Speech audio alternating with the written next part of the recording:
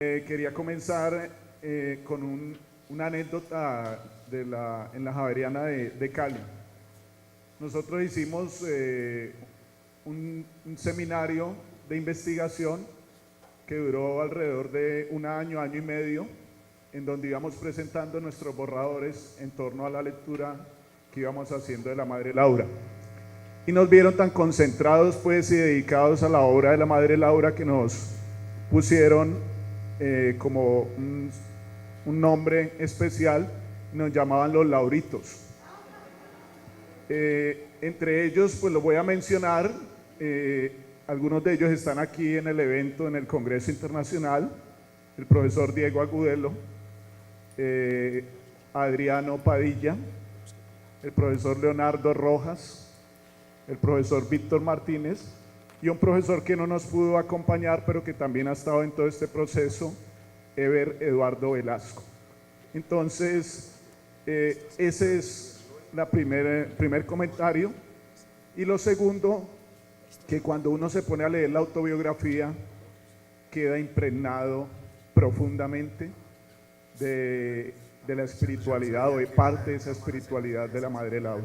O sea, uno no la puede leer y seguir siendo insensible frente a lo que pasa alrededor. Entonces, por eso el título que nos pusieron de Laurito yo creo que está bien ganado. Gracias. Supuestos éticos y teológicos del proyecto de Laura Montoya hacia una lectura intercultural. Escribir sobre el proyecto de Laura Montoya Upegui implica un desafío y un compromiso. Un desafío por querer entender, explicitar sus opciones éticas y teológicas, además de considerar las consecuencias de estas opciones. Y un compromiso puesto que uno como ser humano y creyente no puede dejar de considerar su mensaje y su interpelación aún a nuestro contexto. El Evangelio vivo de Jesús sigue siendo su fuente de inspiración espiritual, que se traduce en actitudes de apertura, respeto y disposición a actuar en favor del otro, del indígena y del negro. La relación con el otro, su singular alteridad, expresa la acción de Dios que se humaniza en una cultura concreta. Surge una pregunta en este momento: ¿a qué tipo de comunidades se dirigió la Madre Laura? Comunidades vulnerables y pisoteadas a veces por la institucionalidad, no valoradas suficientemente, y que ella comienza a descubrir, a conocer, a interactuar con ellas, pero desde un profundo respeto, puesto que quiere defender su condición de ser hijos de Dios. Para ella era claro el mensaje que debía transmitir, pero también el desafío que implicaba el diálogo con otras comunidades, su lengua, sus costumbres, sus posibilidades y sus limitaciones. En esta presentación trabajaré dos tópicos, dos aspectos. Primero, explicitaré algunos supuestos éticos y teológicos del proyecto de Laura Montoya Upegui. Y dos, propondré una lectura intercultural de algunos aspectos centrales de su autobiografía. Punto 1. Supuestos éticos y teológicos del proyecto de Laura Montoya Upegui. Dios se revela en la historia y en su palabra. Este es el punto de partida de toda experiencia auténtica de fe, de toda experiencia vital de existencia. Esto implica reconocer la acción de Dios en la vida, que se traduce en un ethos, en una manera especial de convivir con los otros y de respetarlos profundamente. Es muy importante darle un rostro y unas características singulares a Laura Montoya Upegui. Tendemos a idealizarla porque la amamos, pero le prestamos un mejor servicio a ella describiendo el contexto que le tocó vivir y las personas y las comunidades con las que compartió. Sin duda, su talante espiritual se ve reflejado en su compromiso con los más pobres y excluidos, a partir de las dificultades que debe sortear para hacer la voluntad de Dios, que implica hacer justicia a los otros, siendo solidarios con sus causas y proyectos. Partimos de dos definiciones provisorias de teología. La primera de Olegario González de Cardedal, teólogo español connotado, quien afirma en un texto que además les recomiendo, que se llama El quehacer teológico, quien afirma: es una hermenéutica, la teología es una hermenéutica del don divino y un dato histórico también divino. La segunda, más cercana al contexto latinoamericano, se entiende la teología como hermenéutica crítica de la realidad histórica a la luz de la revelación. Es decir, leer críticamente la historia como dinamismo real, que sabe discernir la acción de Dios en ella. La realidad es teologal y puede ser meditada y discernida para tomar una decisión consecuente con la liberación integral de los pueblos. La primera aproximación está avalada en el siguiente párrafo de Olegario González de Cardedal, comillas: la particularidad de unos hechos, la universalidad de la razón y la trascendencia de la revelación fundan la teología. La razón despliega unas posibilidades en su orden propio, pero siguiendo el principio general de emergencia, según el cual un dinamismo acrecienta un despliegue cuando se integra en formas superiores de realización. Podemos decir que la razón, una vez inserta en la expresividad propia de la fe, despliega nuevas posibilidades de comprensión y expresión, crea un mundo nuevo de verdad, sentido y esperanza. Hasta aquí va Olegario González de Cardedal. La segunda aproximación se refiere al sufrimiento de los inocentes que se da en el pueblo latinoamericano, que implica a la vez solidaridad con su drama y reconocer a la vez el potencial evangelizador de los pobres. Nuestro pueblo está atravesado por el dolor, pero al mismo tiempo por la esperanza de que se den otras alternativas y ese dolor pueda ser sanado o curado, además del desarrollo de una racionalidad simbólica que valora las fiestas que consagran la tierra, las devociones a la Virgen, la generosidad del que no tiene muchos bienes, pero sí un corazón lleno de alegría para compartir y un profundo amor por la Eucaristía, como el que profesó la misma Laura Montoya Upegui. Dentro de los supuestos éticos y teológicos podemos señalar el reconocimiento de unos valores: respeto, solidaridad, compasión, que permiten ayudar en la conformación de comunidades vivas, unidas por el amor a Jesús de Nazaret y por el servicio al reino. B. Laura Montoya Upegui sabe reconocer en su propia historia el acontecimiento de Dios que se expresa en cuidar a los más vulnerables y excluidos de la sociedad. Dicho de otra manera, en el otro, en el indígena, en el negro, aparece la imagen de Dios que me interpela a responderle concretamente desde mis posibilidades, transformando positivamente su situación. Me voy a saltar un poco esta parte, pues para ser juicioso con lo del tiempo, pero allí recomiendo un poco la lectura de autores que nos sensibilizan mucho en el tema de la cultura, como Todorov, en un texto que se llama Nosotros y los otros, o sea, cómo definimos al otro, al prójimo, a la otra cultura, a la otra persona que está allí. Un poco la idea que quiero dejar aquí es, nuestro destino son los otros. Siempre estamos en una relación de alteridad, o sea, hay una identidad que se afirma pero que sale al encuentro del otro. La otra cultura tiene una dimensión diferenciadora que puede aportar un elemento enriquecedor a la condición humana y al proceso sociohistórico. De ahí que valorar el aporte de pueblos indígenas y comunidades negras sigue siendo relevante para todo proceso liberador y emancipador en Colombia y América Latina. Además, estos grupos han ayudado, tanto los indígenas como las comunidades negras, han ayudado en la consolidación de la nación colombiana y su aporte a la construcción de un país en paz y de una sociedad justa ha sido significativo y valeroso. Y allí siempre los acompañó la Madre Laura Montoya Upegui.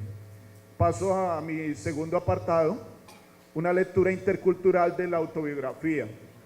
Este punto yo lo digo que es incipiente y gradual, porque esta, como es una categoría contemporánea, y analizar otro momento de la historia puede haber como un sesgo de mi parte, pero yo creo que esa experiencia la vivió personalmente la Madre Laura, y ya planteo algunas ideas más adelante un poco de esa hipótesis. La lectura intercultural que se propone sobre algunos aspectos centrales de la autobiografía tiene tres dimensiones claves: la interacción con el otro y con culturas particulares, incluso diferentes a la nuestra, es algo valioso que puede enriquecer nuestra condición, la manera de ver el mundo, contemplando su existencia y la vida que renace permanentemente. 2. La identidad se construye en diálogo con otros, y esta experiencia, si se toma en serio gradualmente, nos permite ampliar el horizonte de comprensión, otorgándole un significado a la experiencia del otro. La identidad de una persona se construye también a partir de la alteridad. 3. En el otro, en el prójimo, incluso en el que consideramos extraño a nosotros, nos habla Dios.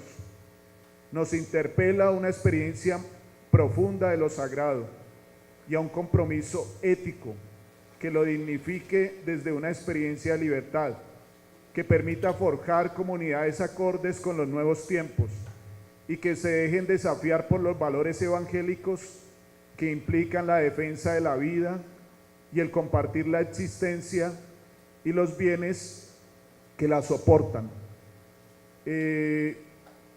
Pues esta categoría intercultural pues tiene que ver con la interacción con el otro y con otras culturas, pero eso implica un aprendizaje mutuo, que yo creo al que estuvo de alguna manera también abierto la Madre Laura.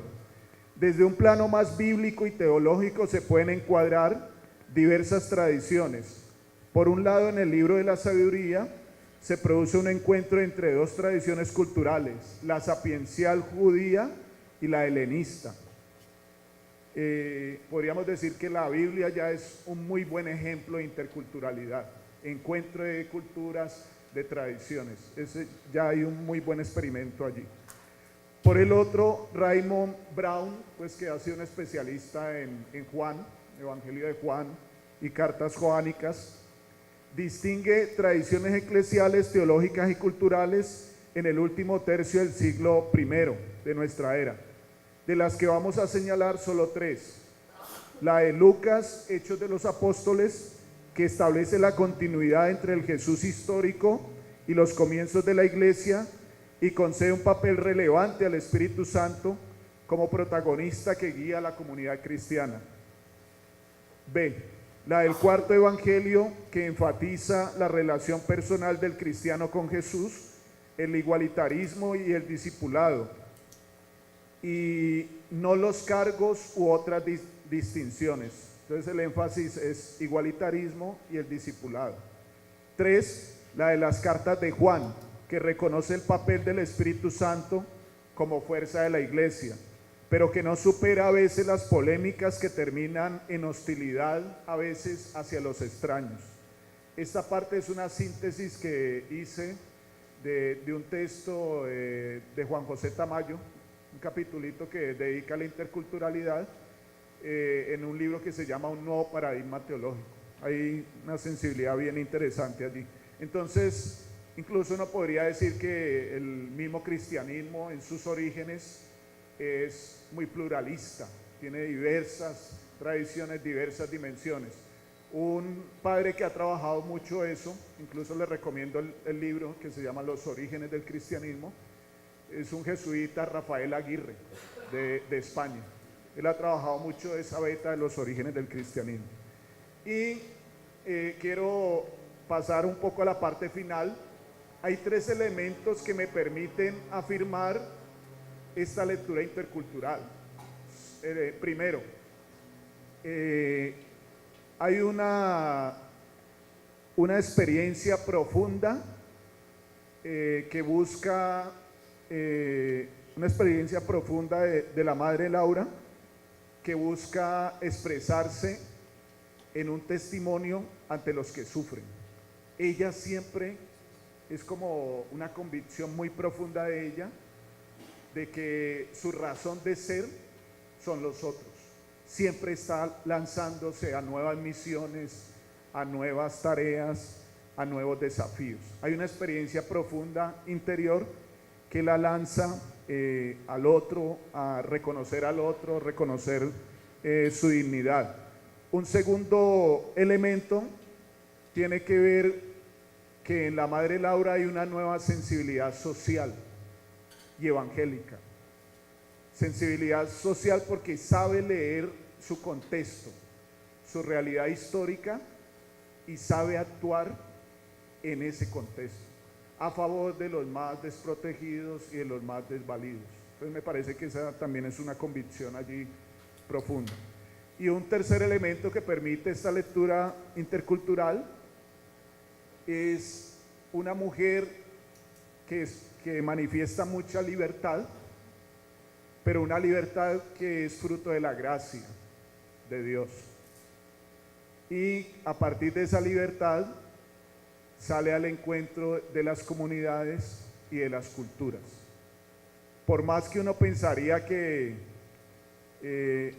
son tareas imposibles o muy ambiciosas, pareciera que a la madre Laura Montoya Upegui no le queda pequeño nada.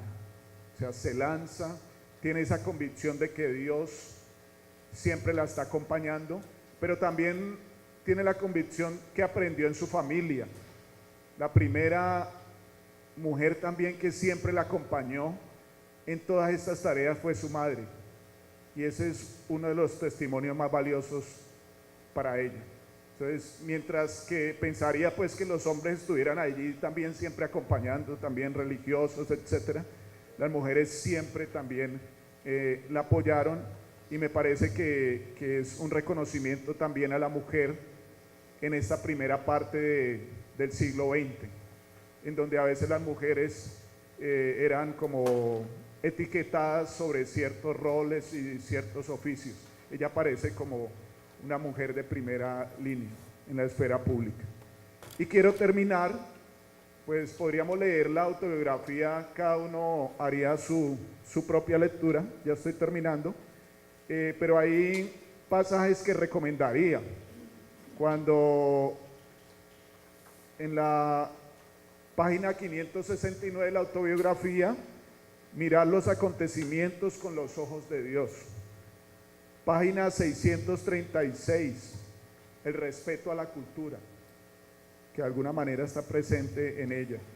La página 804, supe que Dios nos llevaría a trabajar con los cunas.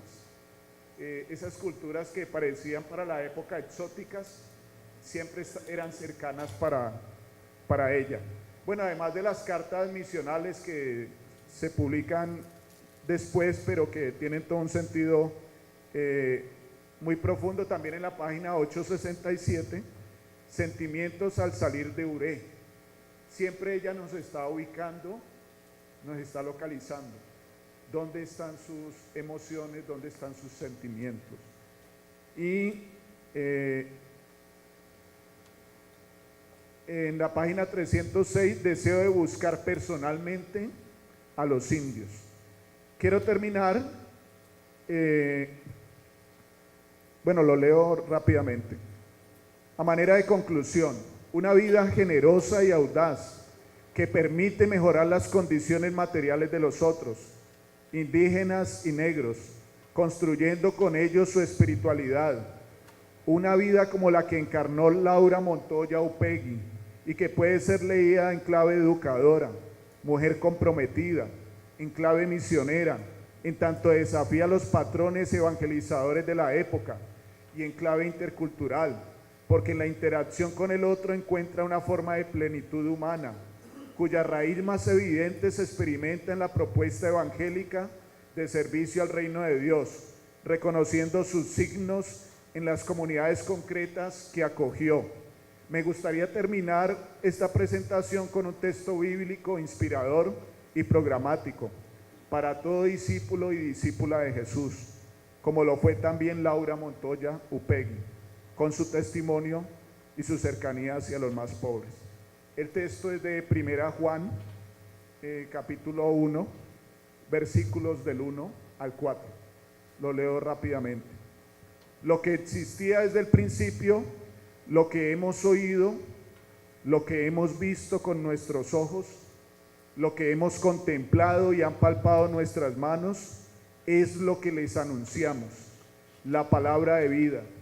La vida se manifestó, la vimos, damos testimonio y les anunciamos la vida eterna que estaba junto al Padre y se nos manifestó. Lo que vimos y oímos se lo anunciamos también a ustedes para que compartan nuestra vida, como nosotros la compartimos con el Padre y con su Hijo Jesucristo. Les escribimos esto para que la alegría de ustedes sea completa. Gracias.